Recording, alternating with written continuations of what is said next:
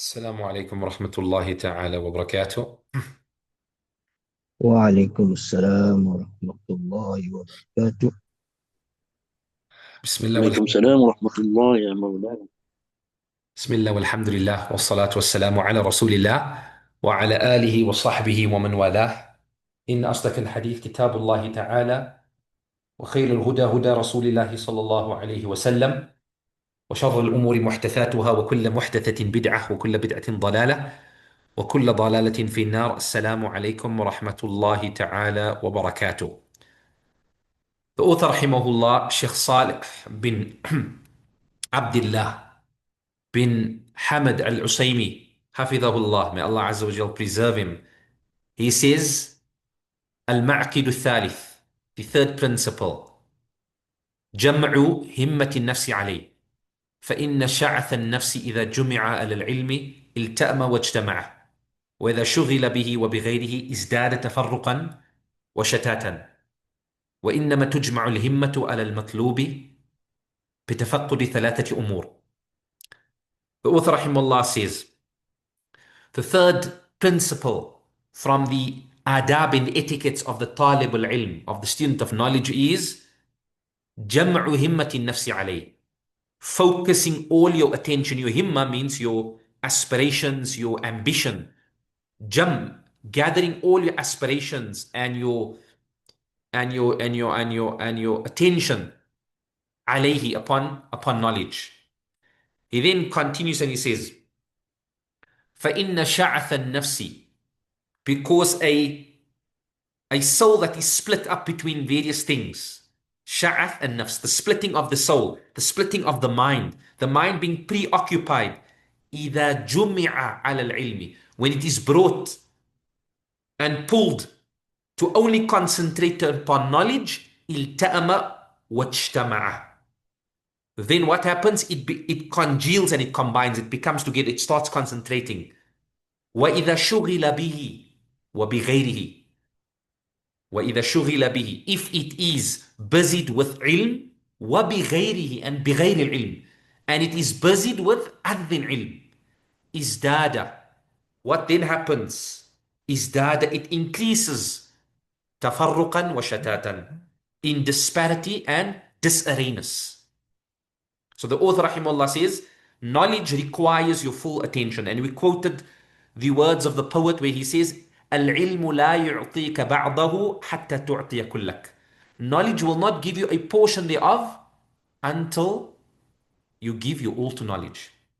And I think from after sincerity, al-ikhlas lillah, al-ikhlas sunniyah, the second, I think, the most important principle is, and the author, I think he رتب هذا الكتاب, he arranged the book based upon the importance of the principle. Ambition, wallahi, I spoke to someone the other day and I told him, ambition and hard work will get you where talent and natural ability will not get you. There's people out there more intelligent than us. That's the reality of the matter. Intelligence, wittiness, cleverness, these are arzaq. These are divine provisions from Allah subhanahu wa ta'ala. And some people are blessed with them more than others. That's the reality of the matter. But what this deen requires, yes, there's a certain entry level of intelligence, but also a lot of hard work. And tonight, inshallah ta'ala, I would like to read some of the biographies of our predecessors and the efforts they made in seeking knowledge. So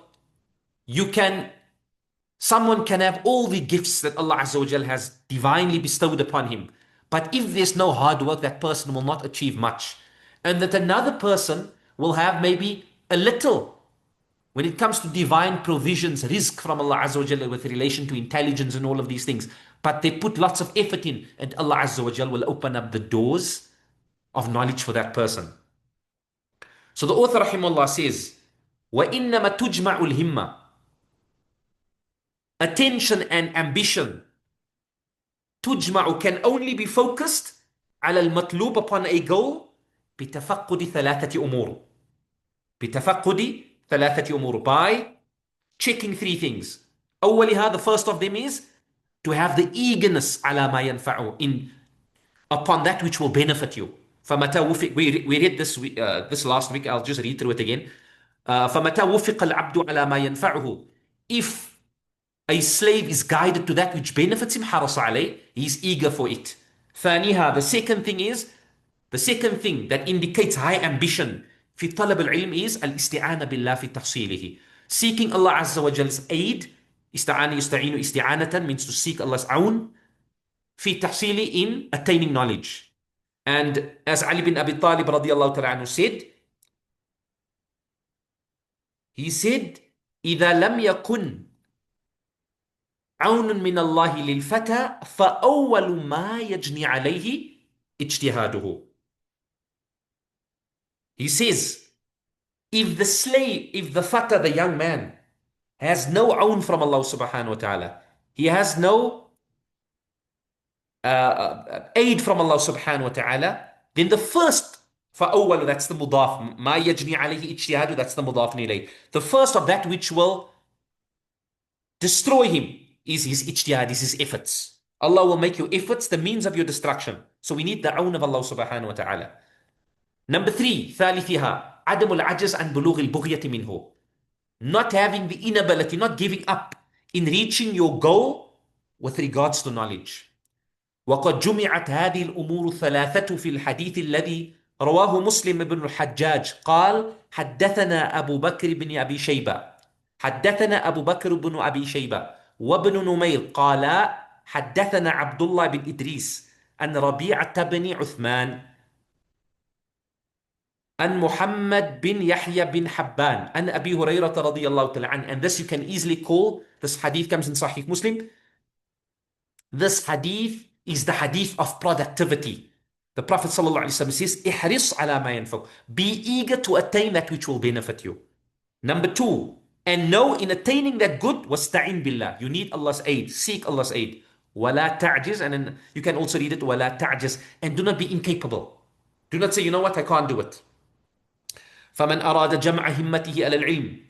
Whoever wants to focus all his attention upon knowledge, فليشعل في نفسه, let him light in himself شعلة الحرص عليه, the spark of eagerness for knowledge, لأنه ينفعه, because knowledge will benefit you. بل كل خير في الدنيا والآخرة. Instead, all good in this world and the next, إنما هو ثمرة من ثمرات العلم. It is a result and a fruit from the fruits of knowledge. It is a fruit from the fruits of knowledge. And that's why I mentioned to you last week that Ibn al-Qayyim rahimahullah in Miftah Dar Sa'ada, he has listed 150 virtues of ilm. He mentions things like the ayat where Allah Azza wa Jal Allah Azza wa Jal questioned the angels, and Allah Azza wa Jal then questioned Adam alayhi salam to prove why was Adam superior to the angels? Because of knowledge, because of ilm. He mentions things like, why does the kalbul muallam, the trained dog, that which it catches is halal, and that which the untrained dog catches is not halal? Why? Because of ilm. Because this dog has ilm that the other dog doesn't have. He mentions 150 of these fada'il of ilm, of knowledge, and obviously many other aspects of ilm. إنما هو ثمرة من ثمرات العلم وليستعين بالله عليه. He must seek Allah's aid in knowledge. ولا يعجز, and he should not be incapable عن شيء منه, with regards to anything from it. فإنه حينئذ يدرك بغيته, because then he will achieve his goal. ويفوز, and he will be successful بما أمله, with that which he is hoping for. قال الجنيد, and this is where we stopped inshallah last week. قال الجنيد says الجد بالجد والحرمان بالكسل. He says achievement, the word jad. What does the word jad mean?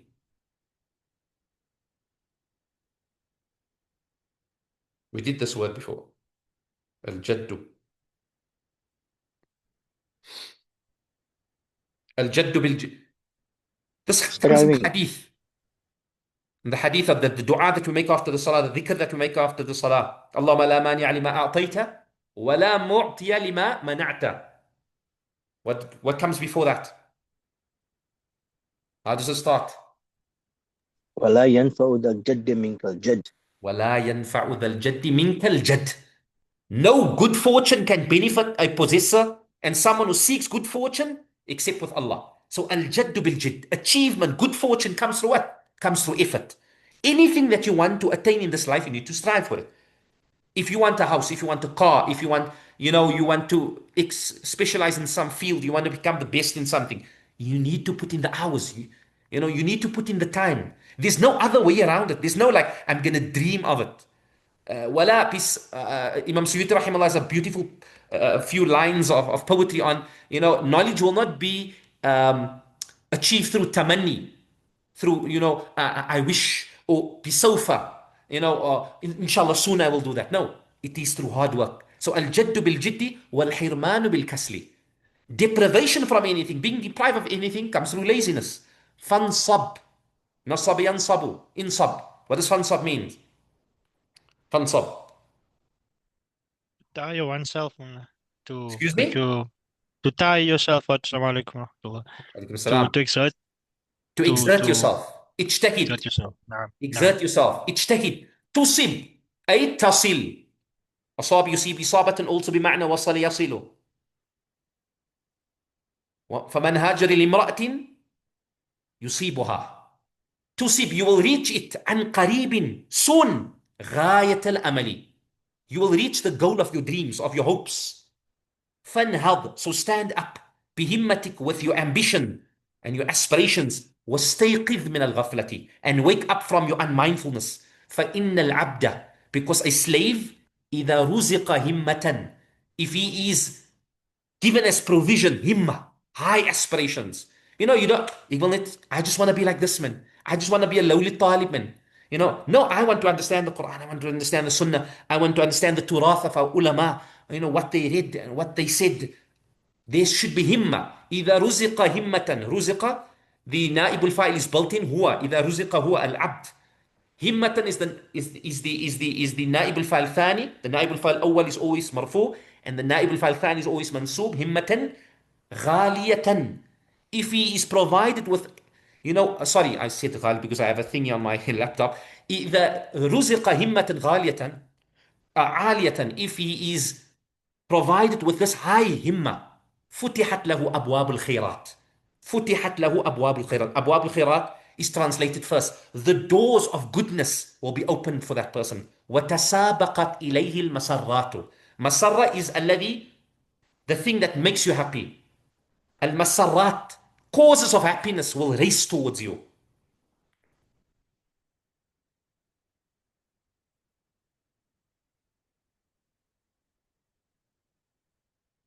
The author rahimahullah ta'ala goes on and he says, Ibn al-Jawzi rahimahullah ta'ala says, وَمَنْ تَكُنِ الْعُلْيَا هِمَّةِ نَفْسِهِ فَكُلُّ الَّذِي يَلْقَاهُ فِيهَا مُحَبَّبُ. The one who has high aspirations, anything and everything that he meets in the way of achieving his goal becomes beloved to that person. Imam Shafi'i rahimahullah ta'ala says, بِقَدْرِ الْكَدِّ تُكْتَسَبَ الْمَعَالِي وَمَنْ طَلَبَ الْعُلَى سَهِرَ اللَّيَالِي وَمَنْ رَامَ الْعُلَى مِنْ غَيْرِ كَدٍّ أضاع العمر في الطلب المحال تروم العز ثم تنام ليلا يغوص البحر من طلب اللآلي. He says, to the extent of your efforts you will achieve ma'ali, great things. Whoever seeks highness, whoever wants, ulu, he should spend the nights awake. Whoever intends and whoever aims for ula, greatness and highness, without effort, he will waste his life في طلب المحال, in seeking the impossible. تروم العز, you want honor and then you sleep through the entire night. يغوص البحر من طلب اللآلي. The one who seeks pearls, he deeps dive into the ocean. Ibn al-Qayyim rahimahullah mentions that why is the lion known as the king of the jungle? Because of ulul himma, having ambition, having high aspirations. He doesn't eat the scraps, he eats the fresh meat, subhanallah. And for this reason, he is called the king of the jungle. The author rahimahullah goes on, he says, قال Ibn al-Qayyim says in his book Al-Fawaid, You know, Al-Fawaid is a book that Ibn al-Qayyim rahimahullah wrote down many points that he came across. So maybe he read something in tafsir, he would write it down. He came across a fiqh mas'ala, he would write it down. A lugha mas'ala, he would write it down. A mas'ala an aqidah. These were just notes that the ulama were making, and later obviously they are books. But this book is called Fawaid, points of benefit. And this is what we as students of knowledge should do. Whenever we come across something, what I do is I use my personal number on WhatsApp to when I read something and I come across some fa'idah, I'm like, subhanAllah, I never knew this. I would write it down. And then I take a Word document and I paste it on there and I save it as a PDF.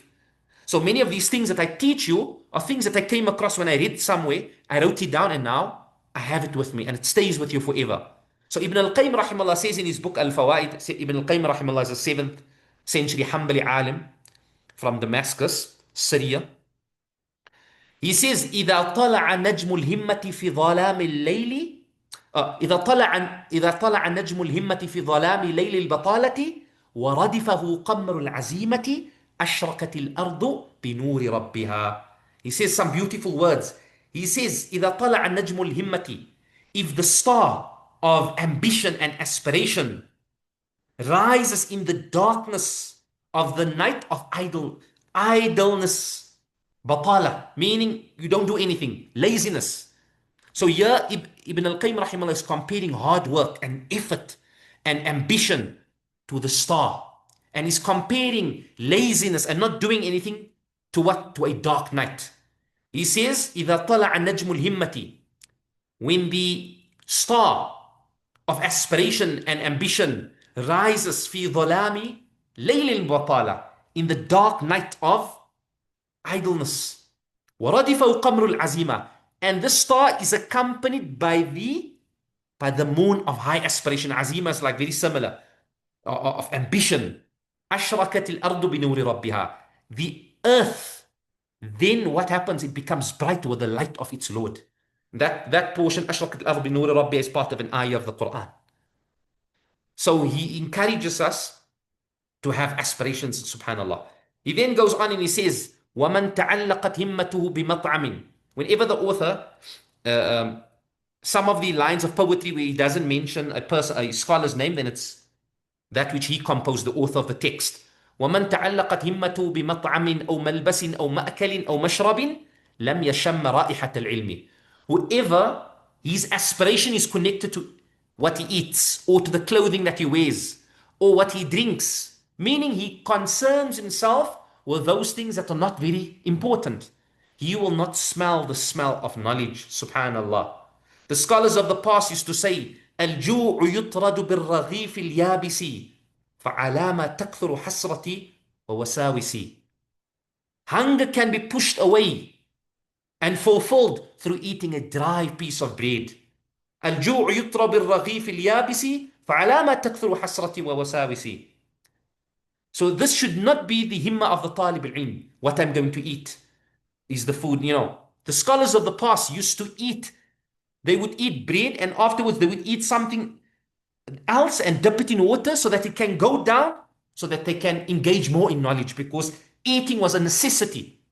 Imam al-Haramain al-Juwayn rahimahullah said, I ate daruratan la adatan. I did not eat because I enjoy eating. I ate just because it's a necessity of life to give my body some energy. No, today we are consumed with what we eat and dress. I'm not saying we should, not attach importance to how we look and stuff like that. But what I'm saying is these things should not be at the top of our minds. The author rahimahullah continues, and he says, وَاعْلَمْ بِأَنَّ الْعِلْمَ لَيْسَ يَنَالُهُ مَنْ هَمُّهُ فِي مَطْعَمٍ أَوْ مَلْبَسٍ فَاحْرِصْ لِتَبْلُغَ فِيهِ حَظًّا وَافِرًا وَهْجُرْ لَهُ طِيبَ الْمَنَامِ وَغَلِّسِ. He says, وَاعْلَمْ, know, بِأَنَّ, أَنَّ always comes with عَلِمَ يَعْلَمُ. وَاعْلَمْ بِأَنَّ, قَالَ إِنَّ وَعَلِمَ أَنَّ. وَاعْلَمْ بِأَنَّ الْعِلْمَ, know that knowledge, لَيْسَ يَنَالُهُ, he will not reach it. Man, who? مَنْ هَمُّهُ فِي مَطْعَمٍ أَوْ مَلْبَسٍ. He whose concern and hope and aspirations is only about food and what he wears. Fahris, be eager, have greed. Hirs means to have greed. لتبلغ لام تعليل لتبلغ in order that you reach in knowledge حظا وافرا, that you reach a high portion, that you achieve a great portion of knowledge. وهجر له طيب المنام, and abandon for it, for knowledge, sleeping comfortably. وغلسي, and wake up before Fajr. Ghalas means the time before Fajr, or the Fajr time, when Fajr just kicks in, when the light, Ghalas is that dark part of Fajr still, when Fajr just comes in. And be early up in the morning. And be early up in the morning. So the author, rahimahullah ta'ala, he gives us some beautiful points of benefit over here. Subhanallah. He then says, وَإِنَّ مِمَّا يُعْلِ الْهِمَّةَ, and indeed that which أَعْلَى يُعْلِ إِعْلَى, which causes to, which makes high, that which makes the himma high, that which increases our himma, وَيَسْمُو بِالنَّفْسِ, and takes our souls up. What will inspire us? اعتبار حال اعتبار حال من سبق. Who can tell me why it's اعتبار?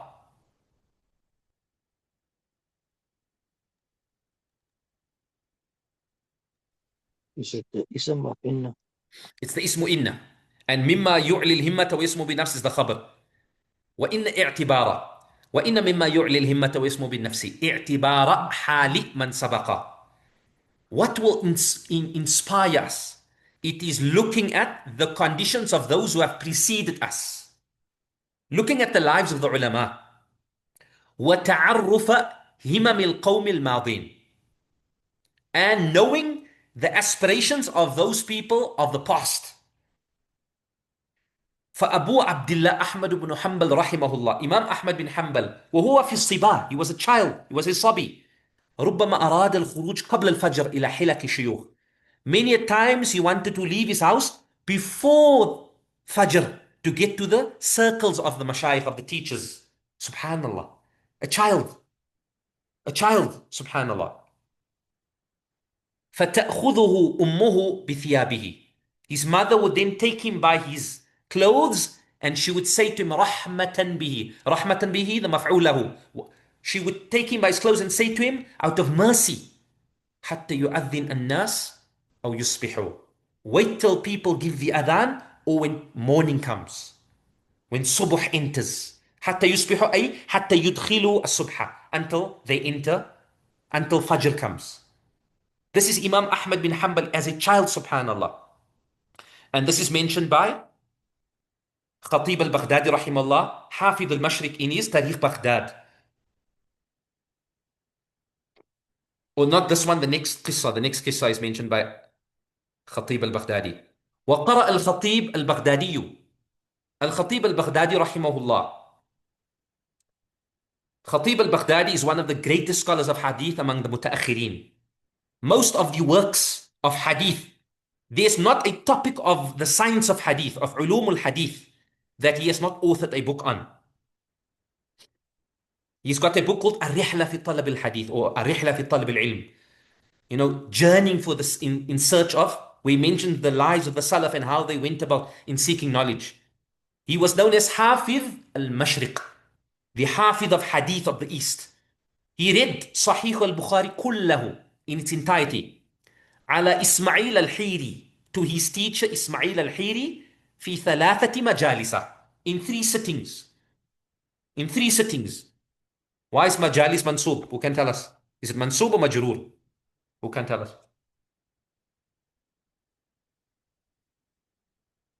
Anyone? منسوب مولانا. It's mansub. Why is it mansub? We said anything that follows the adad should be majroor. Is it not so? غير منصرف مولانا. It's غير منصرف because it comes on the pattern of mafa'il. So anything that comes on mafa'il and mafa'il becomes, it's majroor وعلامة جره الفتحة الظاهرة نيابة عن الكسرة. So he read, sorry for this, I don't know what's happening.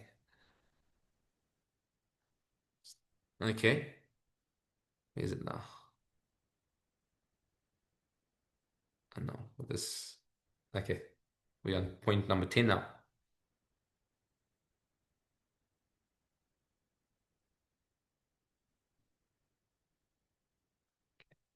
Okay, so he mentions the story, this qissa about him and this teacher that he read to in his book called Tarikh Baghdad, the biographies of the ulama of Baghdad. So under the name of this teacher, Ismail al-Hiri, under the entry, his tarjama, he mentions the story. So he read Sahih al-Bukhari to him in 3 gatherings, في 3 مجالس. 2 منها في ليلتين. 2 of those readings took place in 2 nights, من وقت صلاة المغرب, from the time of صلاة المغرب إلى صلاة الفجر. واليوم الثالث, and the 3rd day, من ضحوة النهار, from the time of duha, which is just after sunrise, إلى صلاة المغرب. The 3rd day, he read it from ضحوة النهار إلى صلاة المغرب, ومن المغرب إلى طلوع الفجر. And from Maghrib until the next day Fajr. Imam Dhahabi, and obviously this reading is a read of Tabarruk and Talab al-Ijaza, seeking Ijaza. It's not like where they study the book word for word and stuff like that. It's just reading the Mashayikh, like, if you find many gatherings today like that, even in Cape Town today, alhamdulillah, where the Mashayikh read certain texts and they give Ijaza to the attendees, right? So it's like a reading like that, but they would read super fast. Even like the Mashayikh now, some of the the Musnidun, when they read, subhanAllah, you can barely make out what they're reading. Like there's a Musnid who lives he's Arab, but he lives in the UK, Shaykh Ziyad Tukla. That Shaykh reads so fast, subhanAllah, you can't keep up. Imam Dhahabi rahimahullah says in his Tarikh al-Islam, Imam Dhahabi rahimahullah is a great student of Ibn Taymiyyah and one of the great muhaddithun. He says in his Tarikh al-Islam, in his book Tarikh al-Islam, the history of Islam, وَهَذَا شَيْءٌ لَا أَعْلَمْ أَحَدٌ فِي زَمَانِنَا يَسْتَطِيعُهُ. And this is something I do not know of anyone in our time who's able to do it, subhanallah. Listen to what Imam al-Dhahabi rahimahullah ta'ala says. And then the author of the book, Shaykh Sālih, he says, Rahimallah Aba Abdillāh. May Allah have mercy upon Abu Abdillah. Who's Abu Abdillah? He's referring to Imam Dhahabi. كَيْفَ لَوْ رَأَى هِمَمَ أَهْلِ هَذَا الزَّمَانِ. What if he saw the aspirations and the ambitions of the people of this time? ماذا يقول? What would he have said? What would he have said? He would have said, Subhanallah, look at these people. People have to attend 1 hour lecture and they say it's too long. Subhanallah. May Allah Azza wa Jal have mercy upon us. وكان أبو محمد بن التبان أول ابتدائه يدرس الليل كله. Abu Muhammad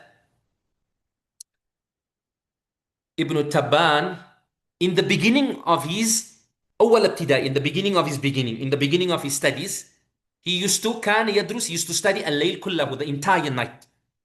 فكانت أمه ترحمه, his mother would have mercy upon him, وتنهاه, and she would prohibit him عن القراءة بالليل, when it comes to reading at night.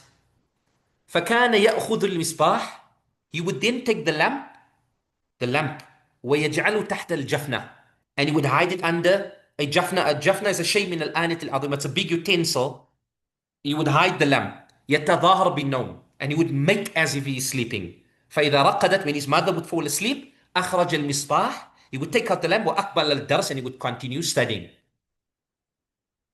Shaykh Sālih al-Usaymī rahimahullah ta'ala says, Shaykh Sālih al-Usaymī rahimahullah says, وقد رأيت في بعض المجموعات الخطية, I saw in some manuscripts في مكتبة نجدية خاصة, in a private library in Najd. Najd is in Riyadh. And these manuscripts are مما ينسب إلى عبد الرحمن بن حسن آل شيخ. It's attributed to a scholar by the name of Abdurrahman bin Hassan al Shaykh, the author of Fath al-Majid. Fath al-Majid is a book on Aqidah. In that book, I read this statement, قوله رحمه الله, شمر إلى طلب العلوم ذيولا وانهض لذلك بكرة وأصيلا وصل السؤال وكن هديت مباحثا فالعيب عندي أن تكون جهولا. He says شمر. What is the meaning? What's the meaning of the word shammir? Who can tell us?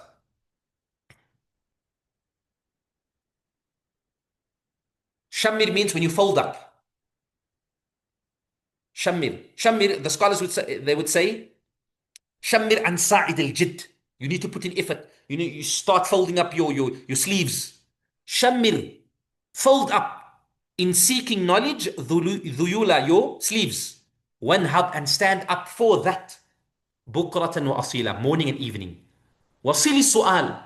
Wasali yasilu, wasil. And continue to ask questions. Wakun hudita mubahithan. And be. Wakun, it was supposed to be wakun mubahithan. But he puts in between hudit, may you be guided. He makes a dua. Wakun hudit, and be, may you be guided. Mubahithan, mubahith is someone who discusses ilm with other people. He discusses it with him and they discuss it back with him.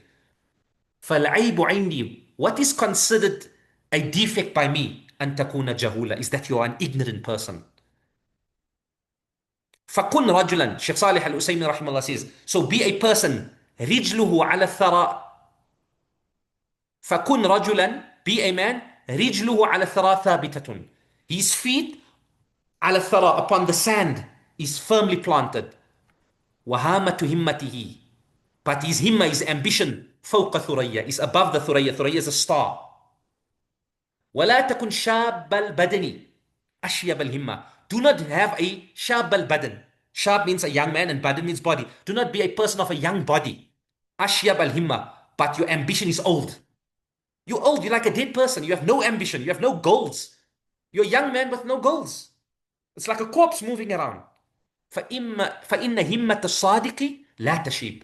Because he says true himma, the himma of a person who is truthful, will never become old, will never turn white. Tashib means to have white hair, when the hair becomes white. كان أبو الوفاء ابن عقيل. Ibn Aqil, one of the great Hanbali ulama, أحد أذكياء العالم, one of the أذكياء العالم, one of the most intelligent people of this world, من فقهاء الحنابلة, from the scholars of the Hanbali madhab, who wrote a book called Al-Funun, which was 800 volumes. That book doesn't exist anymore. Most of it's gone. There's the equivalent of one volume available. But it was, the scholars of the past used to say it was 800 volumes. Yunshid, he would recite poetry, وَهُوَ فِي ثَمَانِينَ, whilst at the age of 80, وَهُوَ فِي ثَمَانِينَ, واو حالية. ما شاب عزمي ولا حزمي ولا خلقي ولا ولائي ولا ديني ولا كرمي وإنما اعتاض شعري غير صبغته وشيب في شعري غير شيب في الهمم. He says beautiful words. He says ما شاب عزمي, my ambition and my desire and my character, they have not gone white, meaning they have not gone old. Shaba means, shiba means to have white hair, to become white. Ma shaba, these things have never become old. I'm 80 years old. Yes, my body is frail and old. But my ambition, my desire for ilm, my khuluq has never become old. Wala wala'i, no my allegiance to this deen. No my deen, no my generosity, my karam, my nobility. إِنَّمَا اعْتَاضَ شَعْرِي غَيْرَ صِبْغَتِهِ. The only thing that has gone white is my hair. Besides that which I have dyed. وَالشَّيْبُ فِي شَعْرِ. Whiteness and going old is in your hair. غَيْرُ الشَّيْبِ فِي الْهِمَمِ. There is no oldness when it comes to aspirations. You can be 50, 60 years old. I saw either in the beginning of this year or last year, where a brother 60 years old or close to 60 in a Nova Park memorized the entire, he completed his hifz of the Quran. And we hear about these stories every day. You can be old in age, but your himma should never be old. Your himma should never be old. And subhanallah, we have many, many examples of this, of the himma of the ulama. Some scholars, like Imam al-Ghazali rahimahullah, he died with Sahih al-Bukhari on his chest. Imam Muslim rahimahullah, in searching for a hadith and studying a particular narration, he died in that condition, subhanallah. Ibn Abi Hatim, one of the great scholars of Jarh and Ta'dil, he would read to his father whilst his father would fulfill his need. His father would listen and he would read outside, away from the place where his father is relieving himself. This was the eagerness in talab al-ilm that the scholars would have. They would walk everywhere. They would have books with them and read. Whenever they would sit down, they would read. We've got people, modern examples. There's a scholar by the name of Shaykh Abdillāh al-Ujairi, Hafidhahullah, who lives in the UK at the moment. He's from Saudi Arabia.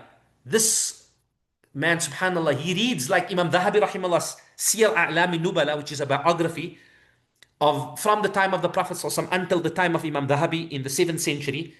He reads like 30 volumes he would read in 1 month. That means he would literally read a volume a day. That's the amount how these people read, subhanAllah. There's a little video that I will share with you where another scholar goes through all these books and he would say he read this in 1 month, he read this twice, he read this 20 volumes 3 times. Like this is how the scholars would read. They didn't have time to waste in WhatsApp groups and messages and sending people stuff. Shaykh Abdillāh Qusayr died a year, 2 years ago, Saudi scholar. He said, when I was younger, I would read 16 hours a day. Shaykh Al-Bani rahimullah would spend most of his day reading, and he would work a few hours in his watch shop. He would fix watches to earn a living. And the rest of the day he would spend in making takhrij of hadith. Whatever your opinion is of Shaykh Al-Bani rahimullah, whether you are for him or against him, these were our ulama, and many contemporary scholars still do this. And subhanallah, Shaykh Isa Ma'sarawi, one of the great qurra of our time, one of the expert qurra of our time, hafidhahullah, he said, subhanallah, when I would read the biographies of Imam Shafi and these many various scholars, that they would in Ramadan, they would do 1 khatma of the Quran in a day. I would think, how is that even possible? But when I came in this day and age and I saw how attached people are to their phones, then it made sense to me why those people could read so much of the Quran. May Allah Azza wa Jal grant us tawfiq and understanding. Inshallah ta'ala, the recording is going to stop now. The recording is going to stop. So we'll continue with this. I'm not done with the section, inshallah, and then we'll go to the next ma'aqid, inshallah ta'ala. So I want to see if there's anything that I've missed, inshallah. So the author, rahimahullah, mentions these examples to, bring about the himmah in us. Wallahi, we should at least be reading some book. We should at least have a goal, 1 book a month, 1 book a week, 1 book every second week, where I read a book cover to cover. We are not going to grow in our ilm if we don't read.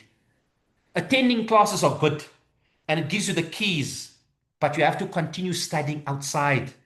You have to read outside. You have to continue studying. It should be a wird, like you read your Quran and your dhikr every day. You should have a wird of reading. I'm reading 10 pages, 20 pages, 30, 40 pages a day, 5 pages, 2 pages, where I read a book cover to cover. We have to do this, brothers. We cannot consider ourselves tulab al-ilm if we don't do this. One of our teachers, Shaykh Mutlaq al-Jasir, hafidhahullah, he said, the student of knowledge on a daily basis should at least study for 3 hours a day. Now, obviously, that sounds a lot, but he says this is a minimum. This is a minimum. That's studying and memorizing and preparing lessons or whatever. Reading a book for knowledge, preparing a class, memorizing something that you need to memorize. 3 hours a day, he says, is minimum. And obviously, that can easily be split over a 24-hour day in portions of 30 minutes, 40 minutes. And then he says anything below, that's less than that, then you cannot consider yourselves a talib al-ilm. You cannot consider yourself a talib al-ilm. Subhanallah, think about that. And so we should have high aspirations. We should not be content with just the minimum, with scraps. We have it in our worldly affairs. We want to earn the most amount of money. We want to achieve this and we want to achieve that. But when it comes to our deen, we have this mindset of, you know what? I'm content with the little bit, with the scraps, the crumbs. Subhanallah. That does not behove the student of knowledge. And that is not min ma'aqid ta'azim al-ilm, from the principles of respecting ilm. We need to respect ilm by giving it its due. May Allah Azza wa Jal grant us tawfiq. The author, rahimahullah, continues and he says, so what I did was, a week ago or 2 weeks ago, I read a book called Qimatu Zaman 'Inda al-Ulama, which means the value of time according to the scholars, written by the late Shaykh Abdul Fattah Abu Ghudda, rahimahullah. And in that book, he brings stories upon stories from the classical scholars in how they spent their time and in how they made use of their time and the ambition that they had when it came to seeking knowledge. So I decided, inshaAllah ta'ala, to go through some of those stories, inshaAllah ta'ala. He says, it is narrated from Amir bin Abdi Qais, Ahad al-Tabi'in al-Zuhad. I'm going to read quickly through it, inshallah. أن رجلا قال له, a man said to Amir bin Abdi Qais, one of the Tabi'un, who was a Zahid as well. A man said to him, Kallimni, speak to me. Just give me a few seconds, just want to save the record. A man said to him, Kallimni, Speak to me. فقال له عامر بن قيس. Amir bin Abdi Qais said, أمسك الشمس. Keep the sun for me. If you are able to keep the sun for me, then I will speak to you. Meaning that's an impossibility, right? So similarly, I don't have the time to be engaging in small talk with you and speaking with you. And this is the attitude that the scholars had. He says, Shaykh Abdul Fattah Abu Ghudda comments on this and he says, فإن الزمن متحرك دائب المضي. Time goes quickly. لا يعود بعد مروره, and it never comes back. فخسارته خسارة لا يمكن تعويضها واستدراكها. The loss of it can never be made up. لأن لكل وقت ما يملأ من العمل. Every time that you have, there's a thing that you can do in that time. And subhanallah, he says something like he mentions another point of benefit. He says that the scholars of fiqh, they say قد قرروا أن الأجل في البيع يقابل بشيء من الثمن. He says it's according to the scholars of fiqh, right? You can take something cash and you can take something where you pay it over installments. Normally, when you pay something cash, people will say this is the price. And when you take something over installments, what happens? The price increases, right? So he says, if this was the fuqaha's approach when it came to, subhanallah, dunya matters. So similarly, the fuqaha were like this and the ulama were like this when it came to their time. And this is the value of time. That if you take a long time to pay, you have to pay more. You have to pay more. This is the approach that they had to their time, subhanallah. The value of time. وفي هذا التثمين للوقت والتقدير للزمن أيما التقدير فقد قوموا الزمن بالمال. Wealth was time, according to the scholars, was wealth. Was wealth, subhanallah. He mentions another qissa, and there's many. I'm just going to go through a few, inshallah.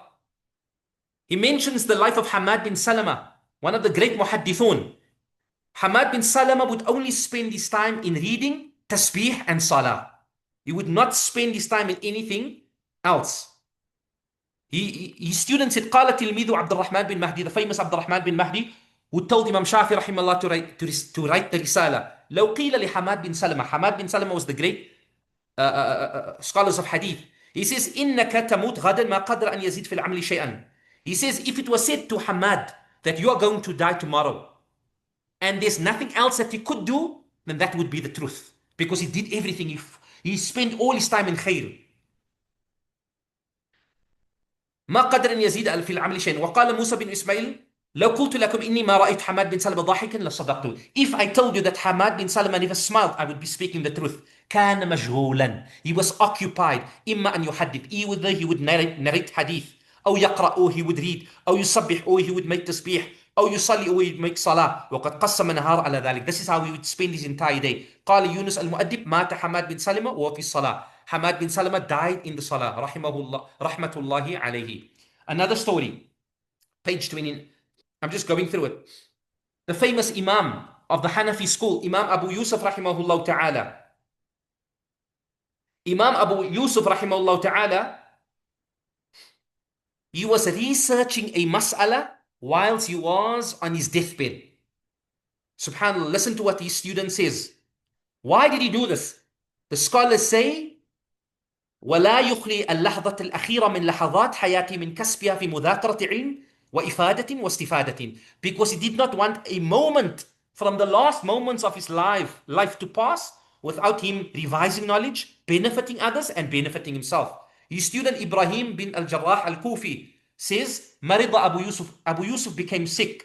فأتيته أعوده. I went to him to visit him. فوجدته مغمى عليه. I found him to be unconscious. فلما أفاق, when he came back to consciousness, قال لي, he said to me, يا إبراهيم, oh Ibrahim, what do you say about this mas'ala? I said to him, في مثل هذه الحالة, you're discussing and you're about to die? He says, ولا بأس بذلك, and there's no problem with that. ندرس لعله ينجو به ناج. We are continuing to study so that someone may be saved through learning this mas'ala. If we figure out something and someone learns that this might make someone's akhirah. Then he said, Ya Ibrahim. Oh, and then he mentions the mas'ala, what the mas'ala was. This was the value that the scholars placed upon knowledge. They would revise knowledge, they would research knowledge. حتى عند الموت ووداع الحياة فلله درهم ما أحب العلم إلى قلوبهم. And there are many stories, inshallah, that we can go through. Okay. Imam Shafi, Imam Shafi rahimahullah said, or Ibn Abi Hatim rahimahullah said, I heard Imam Muzani, the student of Imam Shafi, saying, it was said to Shafi, كيف شهوتك للعلم? Where do you get this intense shahwa for knowledge?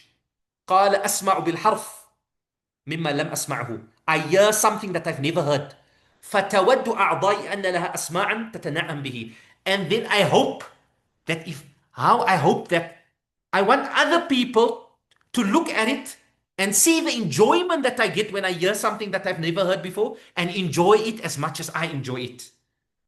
Subhanallah. Subhanallah. فتود أعضائي أن لا أسماعا تتنعم به مثل ما تنعمت به الأذنان. فقيل له كيف حرصك عليه? Where do you get this eagerness and this great ambition for knowledge? He says حرص الجموع المنوع في بلوغ لذة للمال. I have the eagerness of the one who wants to gather a lot of money and is selfish to spend it. فقيل له فكيف طلبك له? How do you seek this knowledge? He says طلب المرأة المضلة ولدها. I seek this knowledge like how a lady looks for her missing child. ليس لها غيره. And she has no other child other than this child. This is the shaghaf. This is the ishq, the intense love that ulama had for knowledge. And that's why they became imams. That's why they became imams. We have so many examples. We have the late Shaykh Taha Kiran, rahimahullah ta'ala, would spend hours and hours in his library, in the darkness of the night, in the early mornings, researching, reading, teaching, subhanallah. And we have many examples of our teachers doing this, subhanallah. The extreme enjoyment. They would find out one mas'ala and their day would be made, subhanallah. This is the desire that the ulama had. And this is the great love that the scholars had for knowledge, subhanallah. And that's why the scholars said, من المهدي إلى اللحدي, from the cradle to the grave. This is not a hadith, obviously. It's attributed to some people who have said this, but it's not a hadith.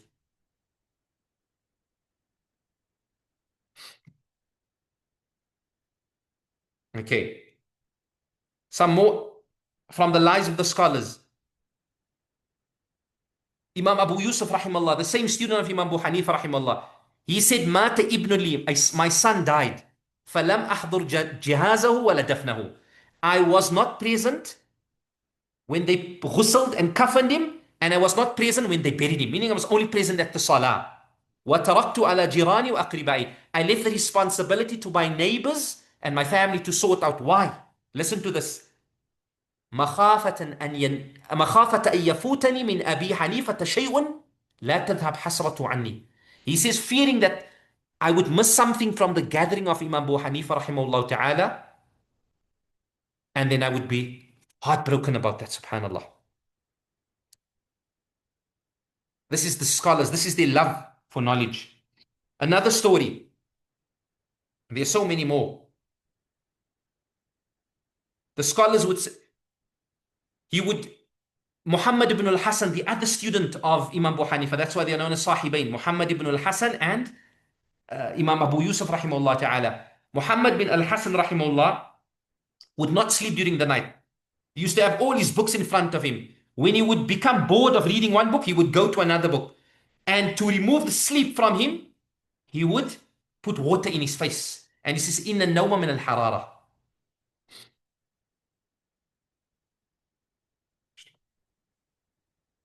Okay, we did that one. 31. Subhanallah. There's so many stories from the lives of our Salaf. They would spend all their money to buy resources like pens in the path of knowledge. The scholars would say, Ubayd bin Ya'ish, he said, for 30 years, I would not eat with my hand. My sister would feed me whilst I write down a hadith. Today we have time to joke and watch programs and hang out with friends. Like, subhanallah.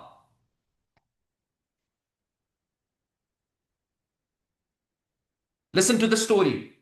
Imam Tirmidhi rahimahullah brings a hadith in his book.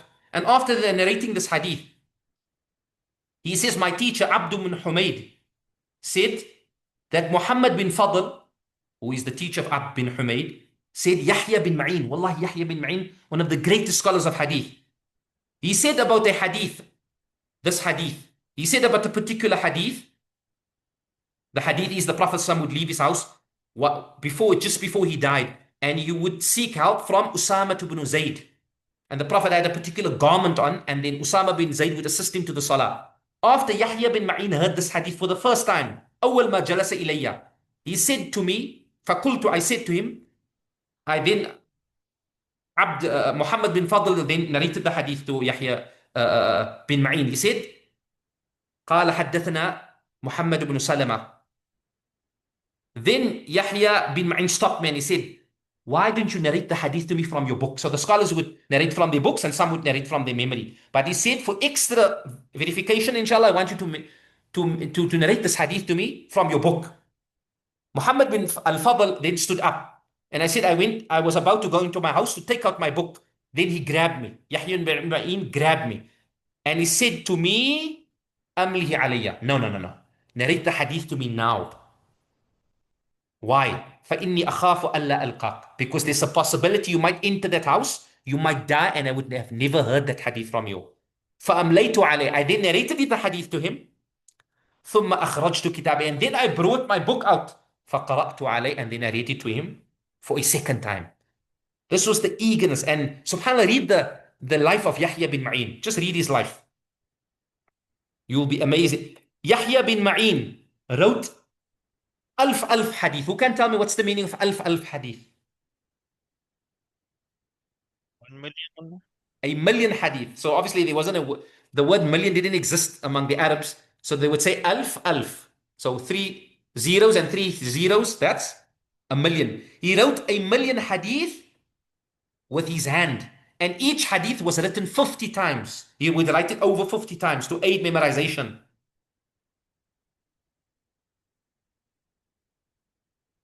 It's حدثني من لم تطلع الشمس الأكبر منه فقال ابن الرومي وما تعجب سمعت علي بن المديني يقول علي بن المديني رحمه الله. Ali bin al-Madini rahimahullah was the teacher of Imam al-Bukhari. And Imam al-Bukhari rahimahullah, we know Imam al-Bukhari's status in hadith. He says, Mastasghartu, I've never considered myself small in front of anyone like how I considered myself small in front of Ali al-Madini.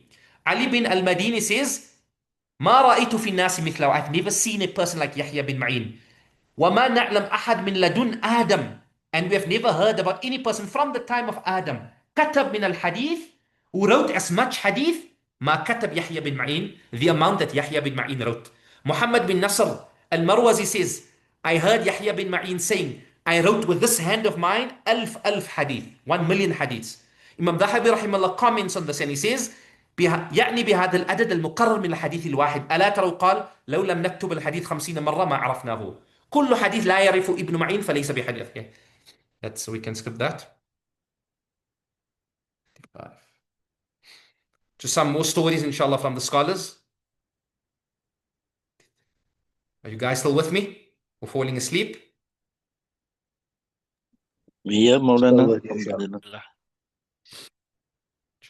Inshallah, a good point of benefit that I could share with you, inshallah, is that it's always good to re-listen to the classes and make notes, inshallah. What I do is before I study and prepare and I study a book, I actually print the book out, the full book, and then I go through the book and I make notes in the book, inshallah, and those notes are quite valuable. Okay, we did that.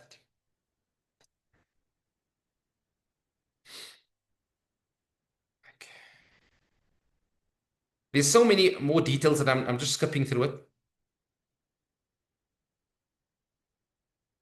38. 59. Okay.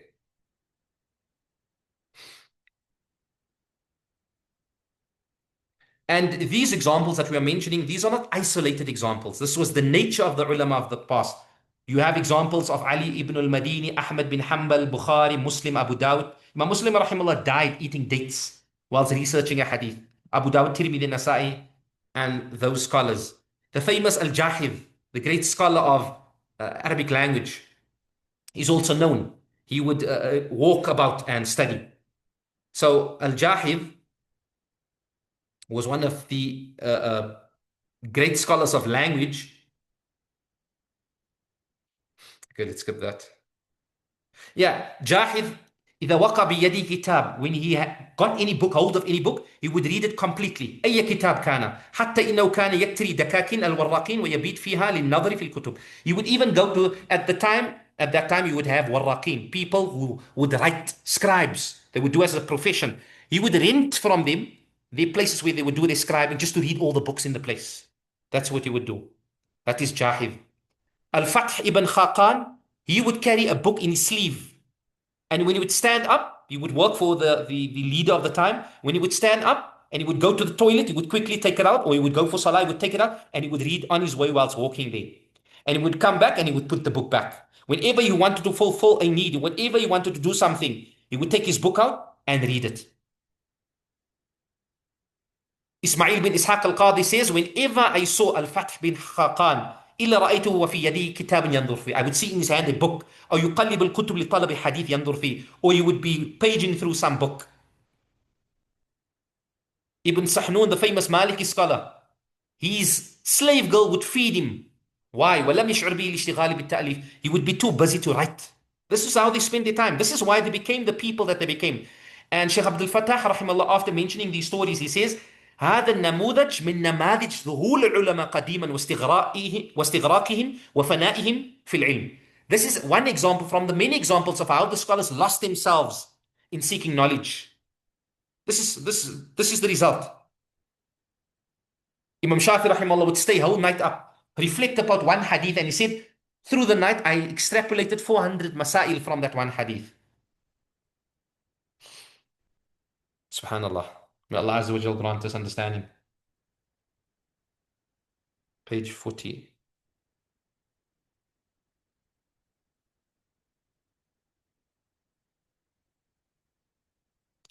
As we mentioned, Imam Muslim rahimahullah died whilst searching for a particular hadith, and he was eating dates and dates and dates, which eventually, as it is mentioned, caused his death. Ibn Jarir, the great Mufassir who wrote the Tafsir al-Tabri, rahimahullah, it is said that he wrote 30,000 pages throughout his lifetime. He wrote 30,000 pages. And they say that he would write, they said he would mention, I'm just looking for the story. One day he said to his students, "Atanshitun li tafsir al-Quran." Why didn't you write a tafsir of the Quran? They said, how big should it be? He said, it should be 30,000 pages. They said, this is something that you will die doing. And you will not complete it. Then he said to them, فَاخْتَصَرُوا فِي نَحْوِ 3,000 ورقة. Then he said 3,000 pages. And he did this, the tafsir, he did it in 7 years. From the year 283 until the year 290. He did the entire tafsir al-Tabri, which is in about 30 volumes. Then he said to his students, who will write about history of the world from Adam until his time? They said, how big should it be? He said, similar to the tafsir, 30,000 pages. فَجَابُوهُ بِمِثْلِ ذَلِكَ. They then said the same. We won't be able to do this.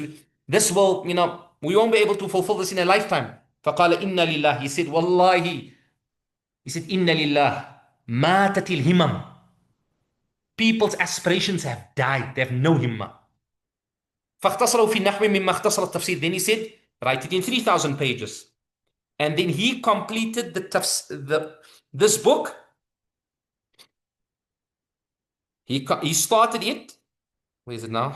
وفرغ من تصنيفه من عرضه أي قرأت عليه يوم الأربعاء لثلاث بقين من شهر سنة 133, and he finished it in the year 1.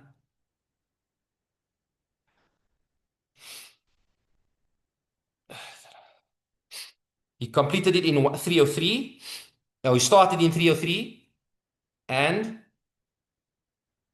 وانتهى فيه عند الكلام على آخر السنة وثلاث.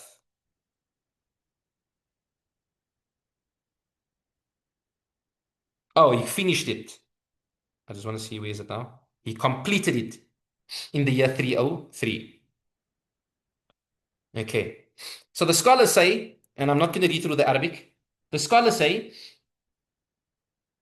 he says about himself that he wrote about 40 pages a day. He wrote about 40 pages a day. Now he lived for 86 years, right? He lived up until the age of 16, 86 years.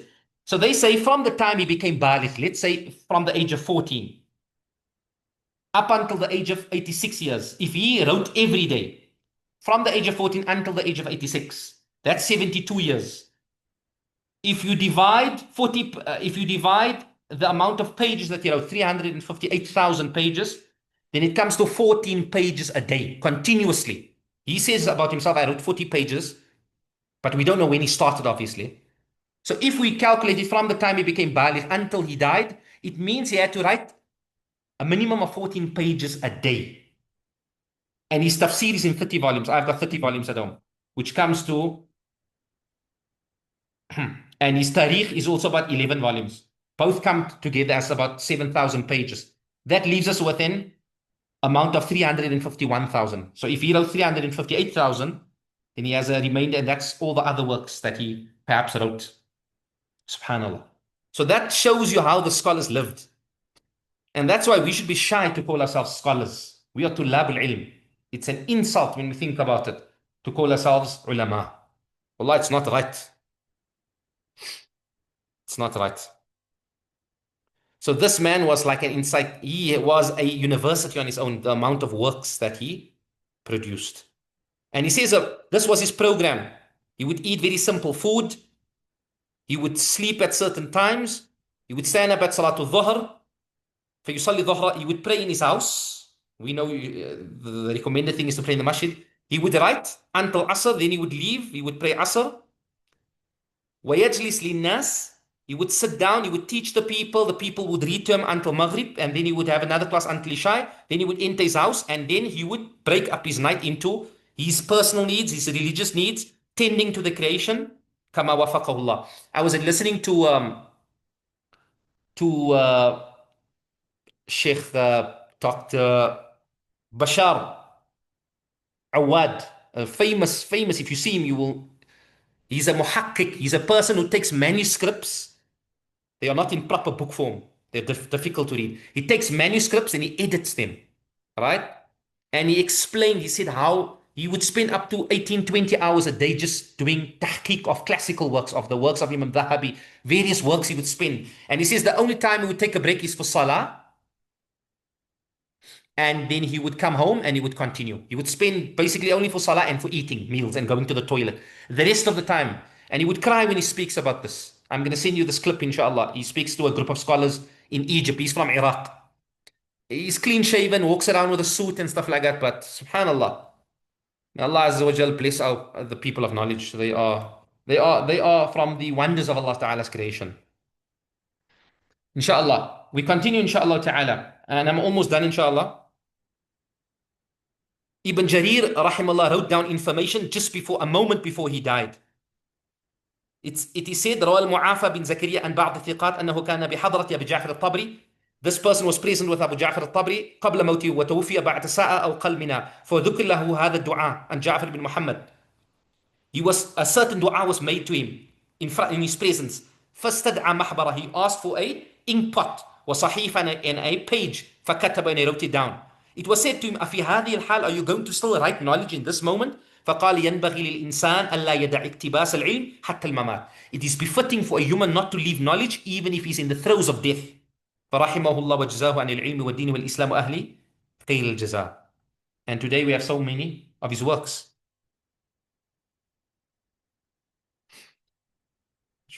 Something that I missed. There's a few things that I missed here probably, but inshallah.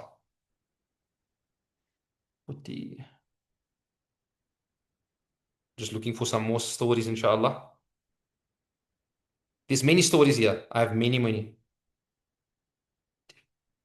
45. Ibn al-Khayyat, the great grammarian, used to walk in the street and read and study. And this is how he got his death. He fell in a hole. سقط في جرف أو خبطته دابة. The scholars would read. You know, the scholars, some of them had hearing impediments and they would read and that's how they died in the path of knowledge. Subhanallah.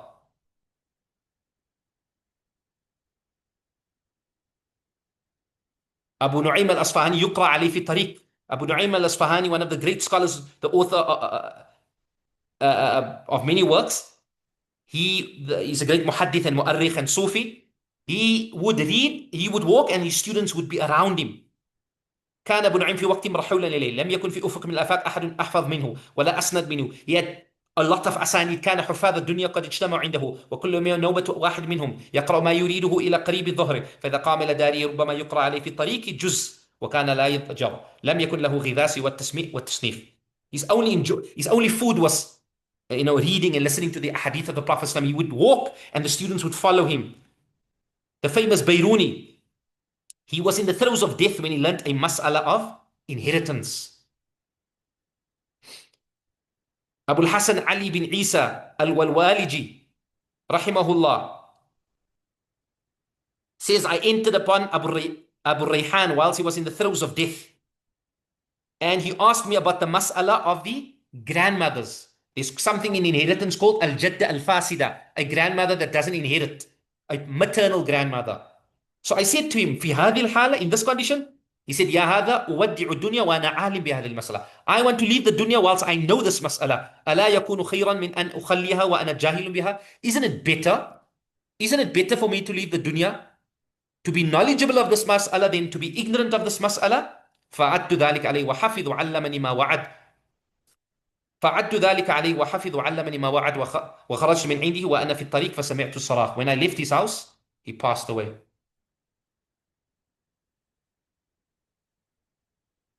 There's so many stories. I'm just looking for more. This is probably the last one, inshallah.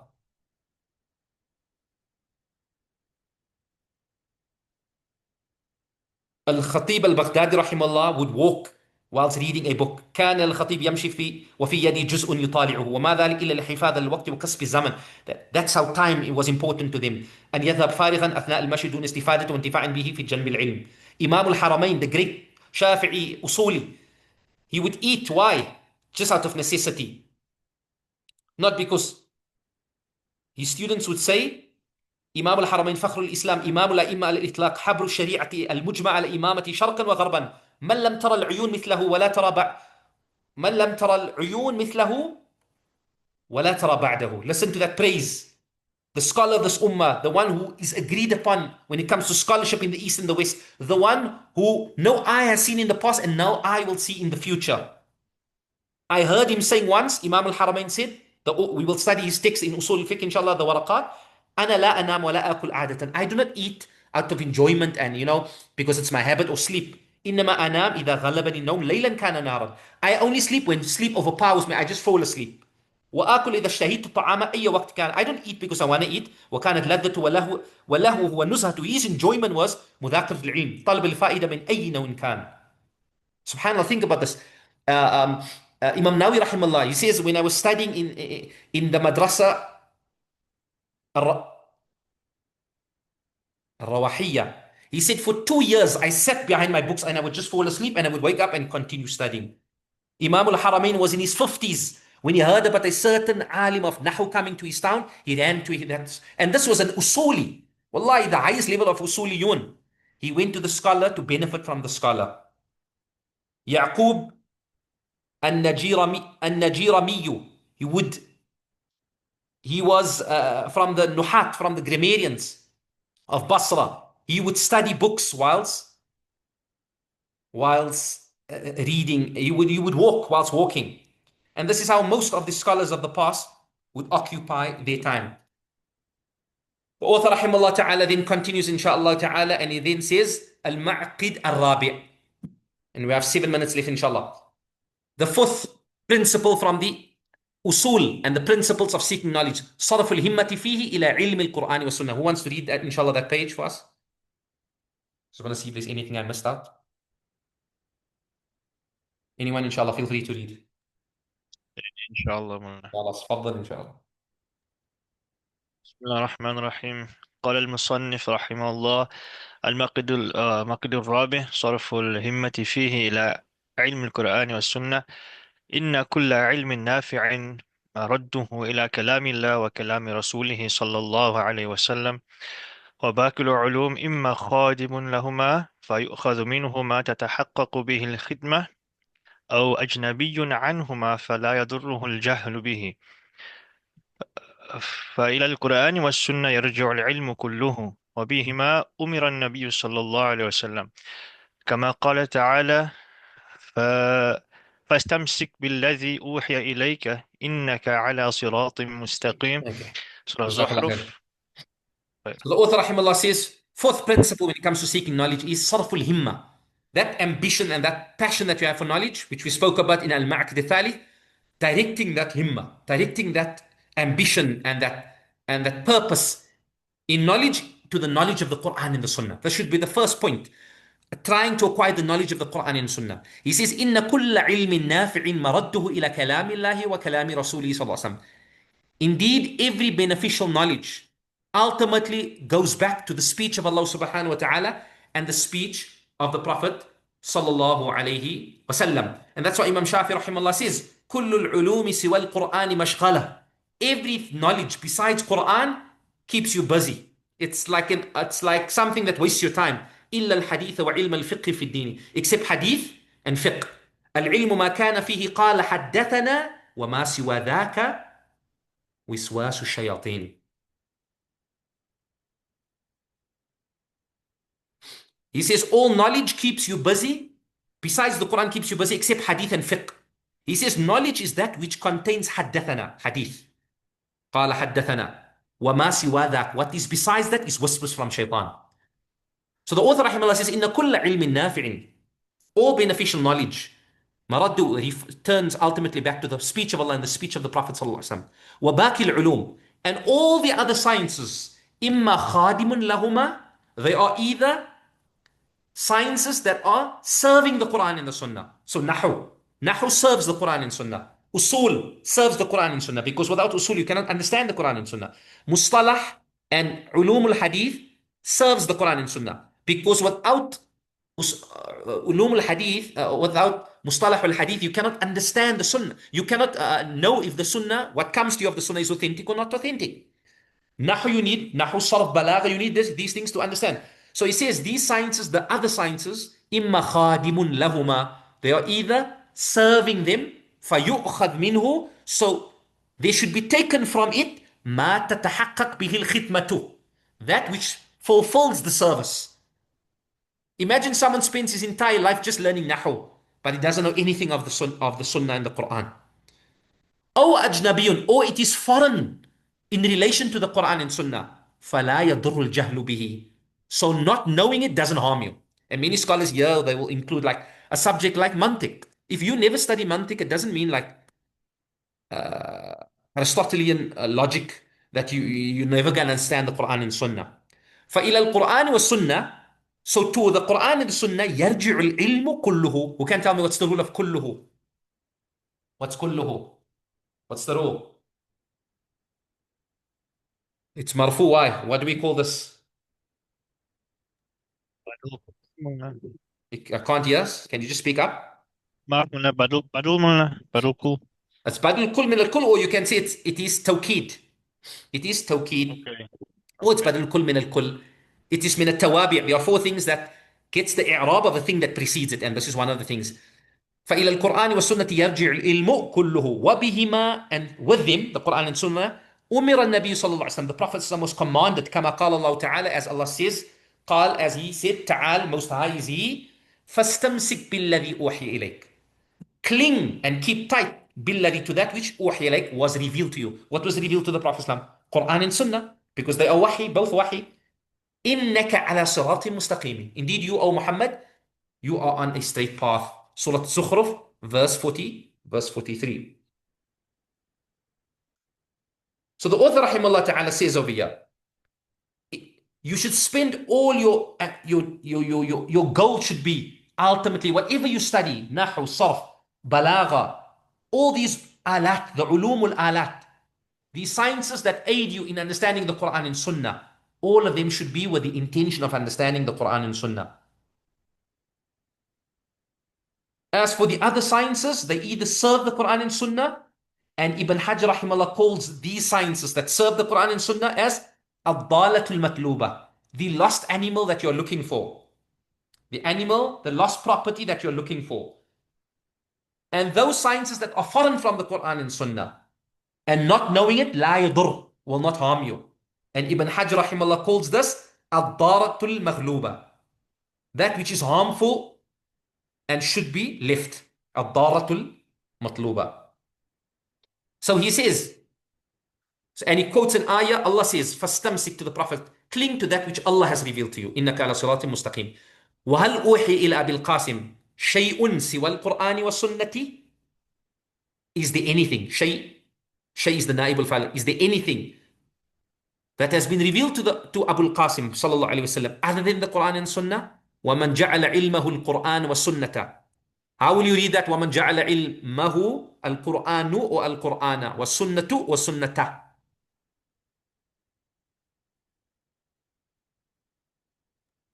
And I think it's وَمَنْ جَعَلَ عِلْمَهُ الْقُرْآنَ وَالسُّنَّةَ as well. Yes, because ja'ala is mean those af'al that will have maf'ulain. So ilmahu al-Qur'ana wa sunnata. Whoever makes, and it's a jumla sharti as well.